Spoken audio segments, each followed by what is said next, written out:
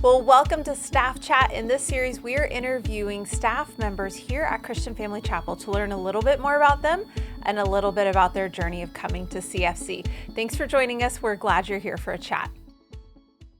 Well, welcome to the podcast. We're so glad you're joining us for Staff Chat today.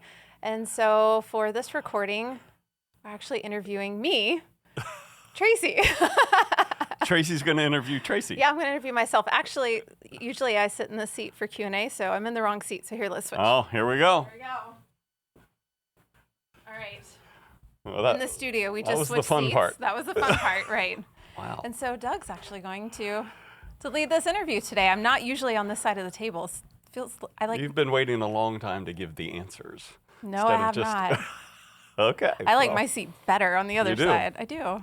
Well, there was much debate on the staff whether we should change the questions. Oh, no. To throw you a curveball. And we ultimately concluded that would be fun for us. It wouldn't be fun for you. Oh, so sweet. And I wouldn't call us sweet.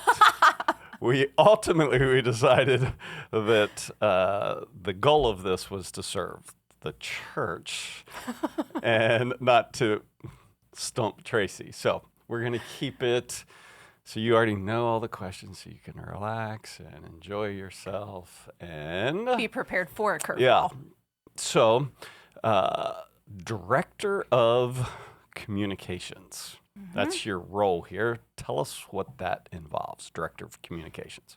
A little bit of everything is what it involves. And I love it because I get to work with every ministry. Mm-hmm. So everything from website to social media to anything that has our logo and branding on it. All right. Any branded words that come out or imagery or video, that's my department. Everything, it comes down to you, right? Every ministry flows through you? To some degree. Yeah. Yes. Yes. And what was your desire in getting into communications? That's interesting. So I actually did broadcasting, was the direction I was intending to go. Like news anchor broadcasting? News anchor broadcasting. Who was your hero? I don't know that I had a hero. That's a good question. Not one in particular comes to mind, but yeah, I was going down the track of a news anchor. So was there a person like that you had watched on the news that you thought, they're the best, or I like them, or was there somebody like who made you this is why I want to do it? Yeah, so growing up, I did like Katie Couric. I thought she was good at hosting interviews and really engaging. Uh-huh. And so I would say that was probably someone that kind of intrigued me into stepping into a news or broadcasting role. Interesting. All right, so that's how you got interested in it. So a little bit of what you do here. Mm-hmm. The question that you came up with that I thought was very unusual was, when you were a kid, what did you want to be when you grew up? I wanted to be the first woman fighter pilot in the Air Force. Wow. That's what I wanted to be. You have violence tendencies that I don't know about.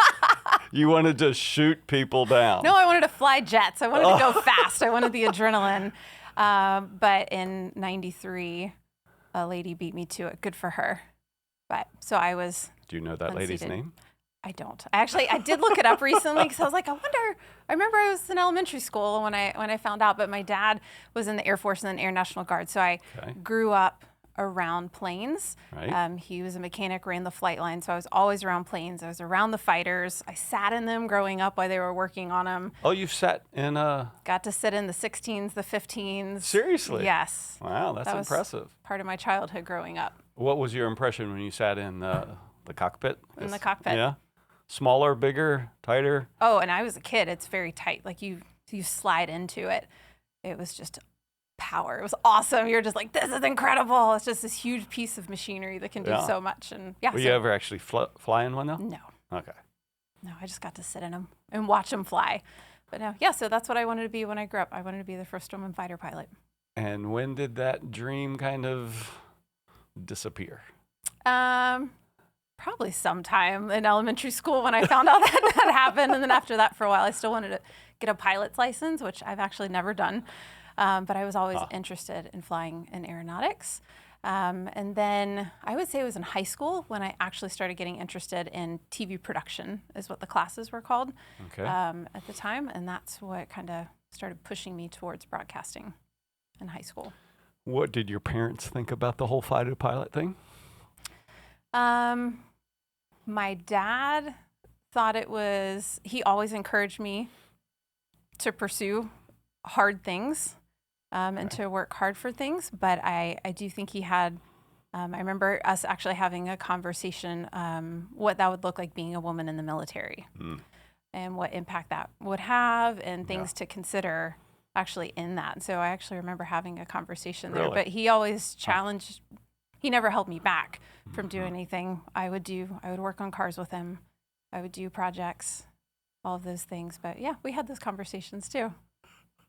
And your mom, does she have any input on that or thoughts? Do you remember?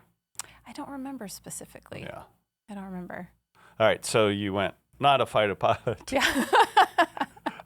Fighter pilot broadcasting. I know, it's interesting. It is. Any connections? Probably not. Probably not. All right. So wanted to get into broadcasting, so went to UNF? I went to UNF. Okay. And what experience? Do you have broadcasting experience, or what did you kind of do with it? So at UNF, I did a lot on the production side. So I did intern for a TV studio. We did shows for Travel Channel and for PBS. I did a lot of the background work. Then I did work for a local station here and helped produce like a little TV show. I did work at like elementary schools, like starting TV production programs. And so in projects, I would do that hosting piece. Or anytime I had like speech classes and opportunity to do presentations, I really enjoyed that. So that was more where that experience was. And so my goal was to go in the news route, but then quickly realized that would require a lot of moving market to market to market to market. And as I thought about that versus eventually having a family, right, I wanted a family more than I wanted to move markets. And it moved markets because you had to start small market, that sort of thing. Start small. Yep. Get your foot in the door. So you would have had to go to like Palatka or something like that? Possibly. Podunk somewhere. Right. And just move a lot. And that's just, as I was getting closer to graduation, I was like, I don't know that that's really what I want to do. I still love broadcasting. I love communicating, but I don't know that that's what I want to do. Well, it makes sense because when did we start? We started doing Q&A in 2020 with COVID. Jonathan Monk started, it was his idea, and you joined the staff when? September 2020. September 2020, and right in the middle of COVID. Yep. Did we interview with a mask? I think it was FaceTime, and then we met at a 6-foot distance at the table, and everything was shut down.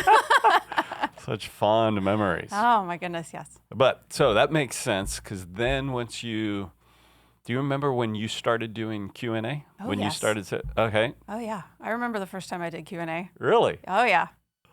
It was interesting. Because? Well, first of all, we were 6 feet apart here in the studio. We weren't at the table. All right. When you started, we were in here. We were in here, 6 feet apart, handheld mics. You weren't here. You were out of town. Someone else was teaching. And I remember at the staff meeting like the week before, I was like, hey, you're a communications director. Why don't you try hosting Q&A? Great. I'll give it a try. I come in here after the service. I get my cue.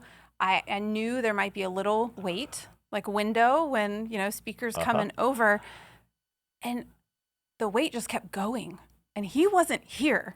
And I went through every announcement for every class, every event I could possibly think of, and he still wasn't here. Like, it had to have been at least 5 minutes, which feels like an eternity when you have a seat next to you and you're live. Right.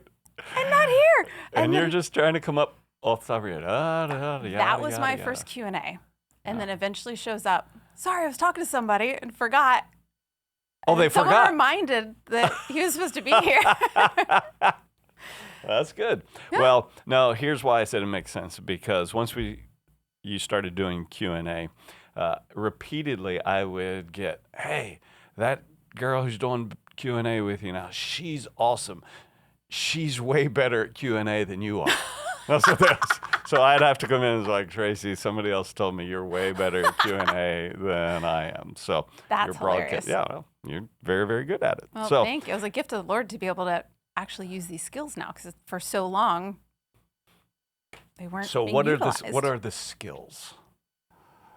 Oh shoot, that was a good question. I guess just training wise, if you will, as far as speaking, public speaking, being on camera, cadence, interviewing, carrying on conversation, being able to stretch things when you have to stretch things, or making transitions. They teach you that sort of thing. Some of that is taught, some of it's learned, some Right. of it's through observation and watching. Oh, and also coaching, so being on the other side in production. So if you're directing, you're then directing that other person on how to do those things, Right. so you start to pick Right. them up. Yeah. All right, so I'm obviously not very good at the interviewing process because I have you on staff and I didn't ask you the question of how do you come on staff? So I jump around a little bit. It's fun. So the question, you came on staff 2020. Tell us about that process of what got you thinking of maybe I should work at CFC, and maybe what were some of your fears and all that went with joining church staff? Sure. Well, out of college, after doing broadcasting and realizing I didn't want to do the news thing, I actually jumped into healthcare, which is another polar opposite. I know, very interesting. Actually, someone here at the church was like, I can't shoot him, I should heal him. you know, I never made that connection. But so I started actually in the emergency room at a large hospital system here downtown. A registration. So I was the person that you would meet when you came in on a stretcher through an ambulance, or, you know, your arm's hanging off and you're checking in at the ER. And so that's where I started. And I ended up working my way up into marketing. So No, you can't run from ER that fast. Okay. I'm ready. What's the, what are some of the things, what were some of the terrible things you saw in the ER? Do you remember? One I do remember, I think it was sometimes I worked holidays, sometimes nights, mostly during the days. There was a guy who came in construction, and a nail gun hit him right in between the ribs, but missed every major organ. Like total miracle, like seeing it on an x-ray, and you're just like, how, why, what? Did he do it to himself? I don't remember, but I mean, nail gun, like in between the ribs. And just the right angle where it didn't puncture his lung or anything. And so it was incredible to see that. Then, I mean, everything from those extremes to someone coming in by ambulance because they had hiccups for 24 hours. Oh. And couldn't get rid of them. I had blood all in my mind, not hiccups. No, Sorry. no. You didn't see like a real bloody stuff?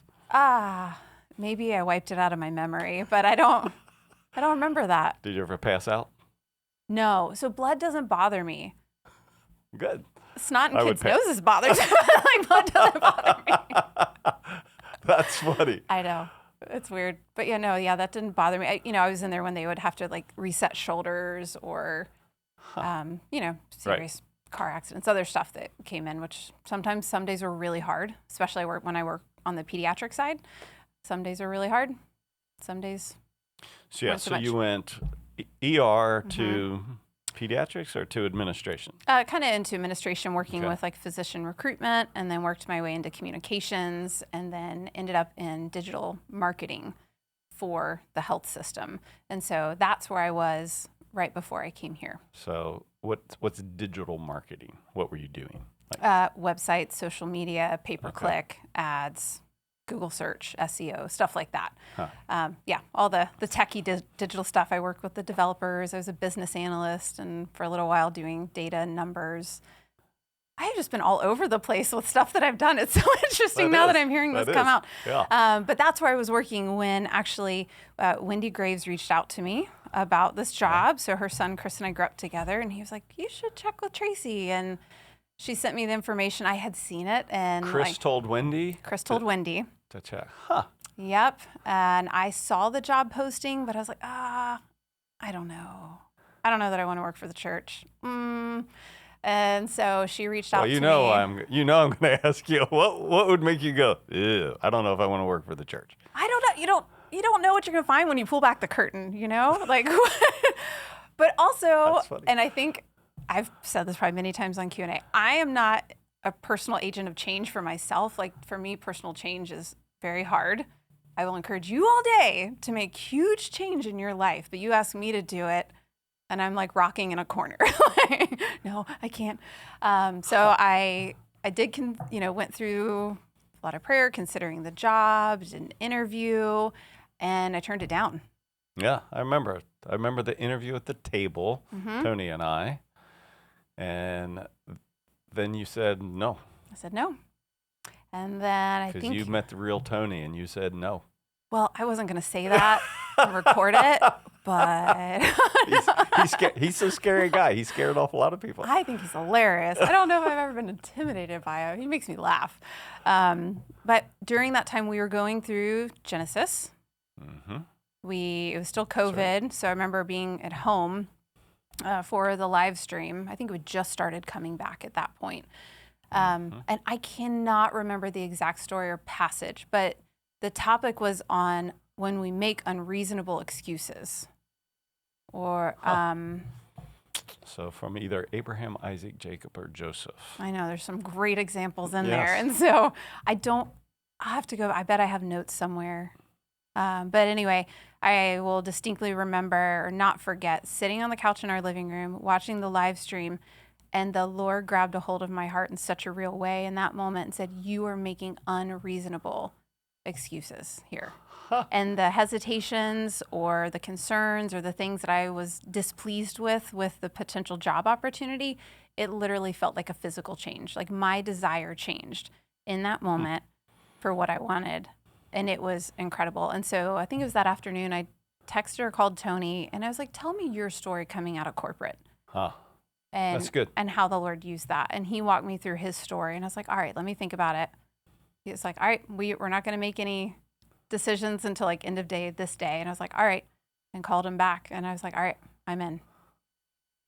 So interested, offered, not interested, unreasonably not interested. Yep, apparently. Heard the word of the Lord. Heard the word of the Lord. And then said, I'm in. I'm in. Regrets? None. And I mean, my husband was the biggest cheerleader and supporter. I mean, there's implications going from a corporate job to a nonprofit job. And I mean, like, make no money? Yeah, there's a pay shift there. But made it happen without hesitation. We were able to shift budget, shift priorities, and just, and I've said many times, like, you couldn't pay me enough to go back. Like, this is where the Lord has me. Looking back, this is what the Lord was preparing me for. The job that I had, the struggles I had in that job, the skills I had to learn when I was like, why on earth am I doing this right now? Like, this isn't part of my job at that time, but it prepared me for what he had for me to do now. And I just love being here. I love coming to work every day. I actually sleep on Sunday nights now before the week starts. Just don't be sleeping on Sunday mornings. I try not to. I'm just so grateful. It's just really cool how the Lord worked for such a long time to prepare me for where he has me, changed my heart for what he had for me, and was very patient with me. Very patient with me. I think it's awesome how we can look at our lives and go, I didn't know what the Lord was doing, didn't know why the Lord was doing what he was doing, but then we get the privilege of the rearview mirror and go, now I see. So clear in the life of David, what he was doing in David's life had no preparation, had zero understanding. He was preparing him for Goliath, what he was doing in Joseph's life. And then seeing, this is, the Lord was taking me from prison to the palace, but through a weird process. So, very weird process. What do you like about working at the church? Family. Like, I love this family, this team that we work with. We not only work together, we serve together. We pray together. We carry one another's burdens. I mean, I've more than once described myself as I'm that guy at Mark being carried on a mat, like in a difficult situation, and trying to understand what I'm needing to do as a next step for something, whether in work or personal or whatever. But there is no hesitation in my mind that this is a family that we get to serve together, and it's a privilege to do that. And it's a privilege that we, like I said, we pray together, but we get to walk journeys not only with one another on the staff, but we get to walk journeys with people every day and see the Lord work in incredible ways. It's just, I love it. I just love it. Yeah, it's cool. We have kind of a split on our staff in the sense of not a divide, but a half and half of people who are in ministry, and that's kind of what they schooled for, prepared for, and have only done. And then Tony, you, Tamara, Tom, even though it was 25 years ago for Tom. Becky, folks who kind of did something else and then are serving in ministry. And so you see both sides of it. Anything harder about working in a church than working in the corporate world? You've said some things you've liked, but anything harder that you go, this was actually easier in the corporate world? Oh, that's a good question. Because of the privilege of being family and the privilege of one another's, and when I say family, I mean the larger body of CFC, there is a level that I feel like we're carrying a little bit more because you know a little bit more of what's going on. And so of all the hurt that people may be experiencing. And so there have been times where I'm like, this is hard. This is really hard. Whereas when I wasn't on staff, that doesn't mean that everyone else isn't sharing hard with people. They are. But it's almost concentrated, if that makes sense. Well, you know a lot more. You do know. And people entrust us, and they come to, and which that's a privilege to do that. But there have been times like, this is hard. Like there's a lot of hard going on, and I can't, it's not like I check out of it and go into work. Now, even some people have really hard work situations, and I get that because I've been there too, where you're leaving on a Sunday morning, but you know it's coming the rest of the week. But yeah, there's just this concentration of that I think there have been moments where it just feels heavy and hard. One of the things I am really grateful for you, Tracy, is you not only do a great job as our director of communications, and I try to remind you regularly, you're the director. You're the director of communications. Is that some people might go, oh, she's just doing corporate things, but in the context of the church. But that's not at all the way you've functioned. You've really seen it as a ministry, number one, and then capitalized on stepping into some ministry gaps and been really used of the Lord there. So I know you won't toot your own horn, but tell us what are some things that you have been able to do on a more direct ministry way that's been beyond director of communications. Well, thanks again to Scripture. Genesis is what pushed me here, if you will. Called me. That's yeah, there we go. Called.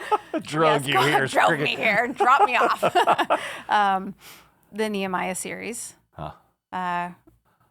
just brought an awareness of filling a gap, like you said, like filling a need. And Brian and I have two amazing kiddos. Our oldest is Evelyn, and as she was growing up, you lead a dad's class for dads of fifth grade boys, Yes. Not fifth grade dads. Yes, not fifth grade dads. We don't believe in that. But I was like, wow, this would be a cool opportunity to pour into moms. As I was in that season, thinking, oh boy, what do I do? Going, I need resources. I need this. I need, where do I find this stuff? And like, Lord, would you send somebody to do this? And that was what we went through. Lord, prepare my hands for the work you have before me. Lord, send someone else is what my desire was, that someone else would step into that role. But then the Lord was very clear, like, no, I'm going to send you to do this. And so started leading a class for moms of fifth grade girls. Sweet.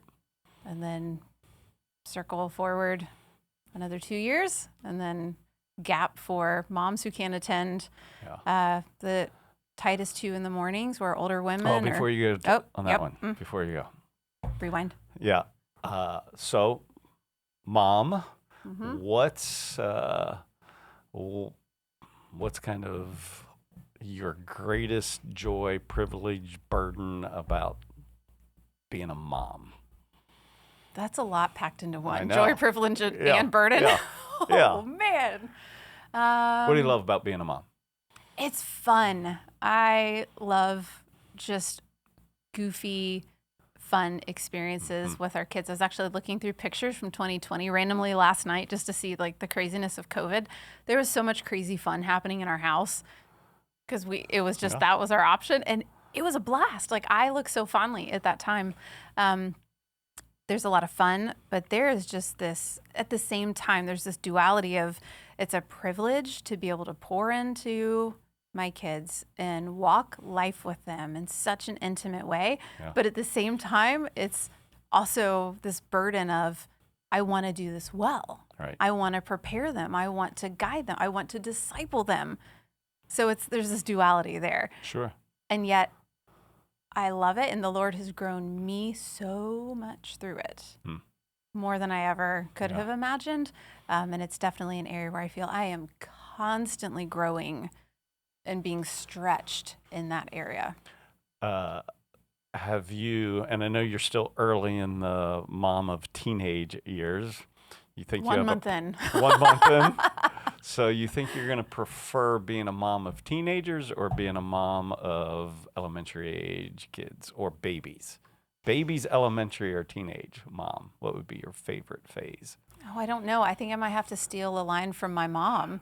When I asked her about this, she said, I loved them all. They were all so different. I loved them all. And I get it now. I get it. Are you trying to be a politician? No, I really enjoyed them. I do love that 3 to 4-year-old phase because the whole world is so exciting to them, and everything, you can make anything a big deal, and their imaginations are just going crazy.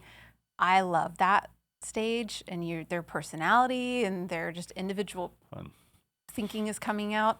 I do love that phase. I think that's probably one of my favorites, but it has been fun throughout the journey. Cool. Well, big thanks.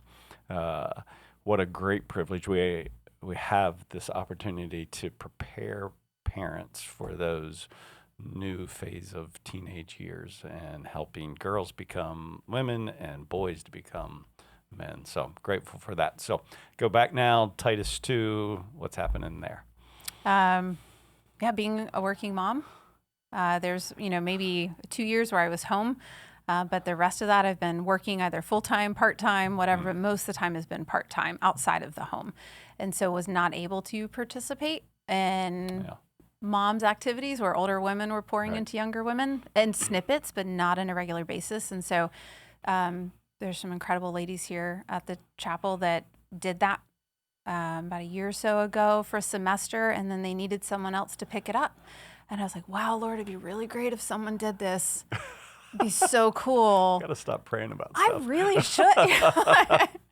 And so the Lord really put it on my heart that this is an area I could step into, which is funny. I knew that, but I didn't say anything about it for a couple of weeks. I was like, oh, I don't know. Let me think about it some more. But then I finally went to Tamara and Kristen, and come to find out they had actually been praying that I would step into that role. And I was like, funny, not funny. Like, you could have told me.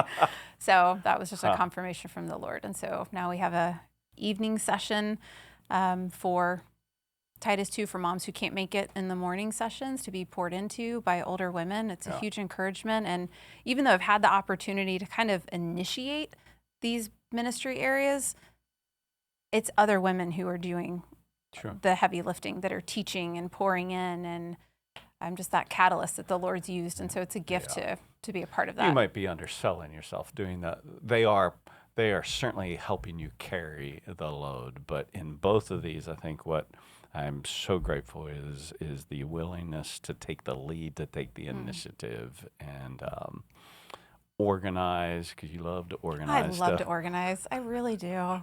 How about organizing my office? I've given that invitation. I'd need a summer to get through that. All right. So the funny thing about this game that Well, is there something else that? Did you like poll the staff for a game idea? No. Okay. No, because see, I know the inside. As people have listened, they've probably learned that if they choose the game, what is it, small, medium, large, or yikes? Yep. Whichever game you choose, you get the same question. Yes. If people have been listening. So smart. Yeah, so I've exposed the secret if they haven't learned. So now we're going to play a game called Pink, Red, or Purple. Oh, interesting. Yes. Pink, red, or purple? Yes. I'm going to go pink. You're going to go pink. Why are you going to go pink? Ooh, or do I go red because I love Christmas? I'm going to go pink just because Why are you going to go, and why pink? It's a fun, happy color. Okay. So the pink question is, what's your most embarrassing moment? See, you could have pink, a mildly embarrassing moment, red, a pretty embarrassing moment, or purple, a very embarrassing moment. But the rule would be if you told me a purple, then we'd edit it out and not share it. That's what I've learned, just because we're looking out for you. So you picked pink. I picked pink. So we won't need to edit this one. So tell me an embarrassing moment. Oh, my word. All right. Communications person. I love to organize. I love to be on time. There was a Sunday. I know where we're headed. You know where we're headed. You were part of this one. There was a Sunday morning. I often host and do the greeting and the services. Why do you always host? I don't know, because someone told me I had to. Yes. So we host the services and do a welcome. And sometimes I had to jump between auditoriums. Sometimes I didn't. Actually, I don't think that was the case this Sunday. Yeah, I think I was trying to make an excuse. There's a sermon. You should listen to that on Genesis, Unreasonable Excuses. I should probably find that one. 9 o'clock service, host, no problem. Normal Sunday. 10:45, I went and picked up my kid, our youngest, from children's ministry. He was hanging out with me in the sound booth, was talking with our AVL director about a project that week that we needed to work on. And so I'm sitting in there, and in that AVL office is where the director is for the live stream and the recording. And so I can see everything going up on the screen. And I'm like, oh, worship's ending.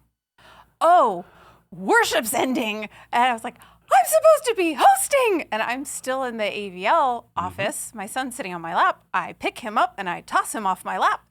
And I go running out into the South Auditorium. I push the doors open, and there's a big screen. It was the video venue. I was in. You went to the wrong auditorium? I went to the wrong auditorium. And I'm wearing sandals, so I'm like sliding all over the place trying to run. And so I go turn around and I push the back doors open of South Auditorium, and not looking to see who's on the other side. And I smash the door into Tamra, breaking her toenail, but she has plexis in her hand. It like hits me in the gut, and I'm like, oh. We smash into each other. And no time to apologize. I had to cue. I was like, oh, I'm so sorry. I gotta go. And I dart out out South Auditorium, and I'm starting to make my way across the courtyard as fast as I can, and I hear your voice. And the voice of the Lord. I was like, and I just stop because the back doors are open of North Auditorium, and I was like, I missed it. I was like, there's nothing I can do. I can't get there in time. Doug's already started. It's only going to be a walk of shame at that point if I walk down in the auditorium where everyone's seated. I just stopped and turned around and went back into my office. You didn't come in the back of the auditorium, I did not come in the back of the auditorium. But afterwards, I'm standing out in the courtyard at guest services, and multiple people walked up. Asked me, so, you going to be on time today? So, you going to miss it? And apparently, there was this whole good cop, bad cop thing that happened, but with just you on stage. I was like, I am never going to live this down. Yes. I do remember this. I wanted to climb under a rock. I was like, I cannot believe I missed that. I wanted to throw a rock. I bet you did. No, I was not bad at all. It was a fun moment to have a little fun at your expense. But I would have known, because the whole time I was talking, maybe mimicking you, maybe talking like you. Maybe I heard you were mimicking. Maybe. That's what I heard. I was watching the back door because I was certain that you were coming. Now I bowed out. I was like, I did track you down afterwards, and where were you? Well, I was right here. And now, every once in a while, I do look around and like, is Tracy here? where is Tracy? I make it a point now to always be towards the front. Yeah. So, like, Matt can see me or you can see me. He's like, I'm actually here. But what was funny, though, is before that happened, there was one of my first Sundays where I was standing in the entryway to South Auditorium, and Tony, very dry sense of humor, hadn't quite learned his tell yet. And he looks at me and he's like, a song had just finished. He's like, Tracy, they're waiting for you. And I was like, oh! And then I stopped and I turned around and he's just laughing and has this big grin on his face. And what is his tell? Can you tell him? Oh, I can, but that might ruin some jokes for him. I don't want to give it away. Oh, really? They're too kind. Yes. He has a very distinct, very obvious tell. Yeah, I don't want to ruin it for. I think you have to figure it out on your own. I think everyone has to figure it out on their own.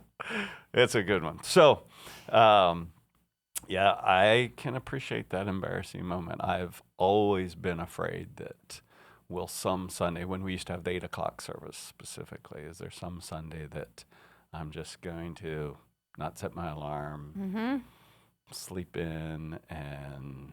I hate that panic feeling. You're like, I'm not supposed to be here. Oh, no, I'm supposed to be there.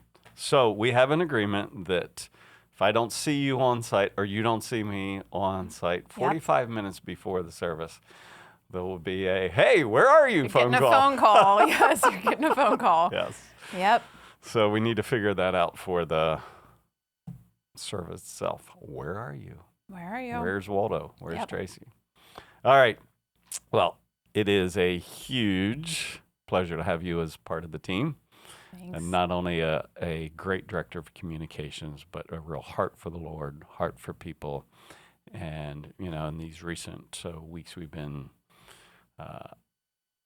offering prayer in the back. And I see how it's been a real gift for lots of ladies for you to be able to pray with them. And I think the Lord has given you a personality that is a magnet that draws folks to you and makes people feel comfortable with you. And it's a great gift to the Lord. We're glad you're on the team. I'm glad to be here. Thanks for interviewing yourself. Oh, thanks. You did a great job. Oh, thanks. I still like my seat better. Yeah, and I like answering questions better. Okay, good. Let's not make this irregular. All right. Very good.